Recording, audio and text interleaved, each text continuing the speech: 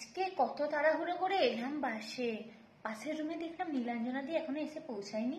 বলি এত পা চাটলে এই হয়, দেরিতে আসলেও তো কিছু বলে না। দেখি দেখি দেখি দেখি তোমরা কি কি নিয়ে কথা বলছো? বাবারে, এটা তো এত সুন্দর পোলা বাঁধাটা, এটা তুমি কোথায় কিনলে? এই জানো, সেম টু সেম আমার আছে, জানো তো আমার বর আমাকে আগের মাসে করে দিয়েছিল। সেম টু সেম, একদিন পরে আসবো না হয়। এই শুনছিস, মামুনি ম্যামকে দেখলি? ওর হাজবেন্ড আজকে নামিয়ে দিয়ে গেল। বাবা, সে কি জোরাজোরি করে আসছে! বলছি ক্যাম্পাসের ভিতরে আসছিস, অত জোরাজোরি করে কেউ আসছে? বলছি দিন দিন ম্যাম কেমন একটু খিটখিটে হয়ে যাচ্ছে না? হ, একটুতে একটুতে কেমন করে রেগে যাচ্ছে। বাবারে, বললেই বলবে বলছে, না বললেও তো লয়। কিন্তু এরকম বলাটা উচিত লয়, আমরাও তো স্টাফ নাকি।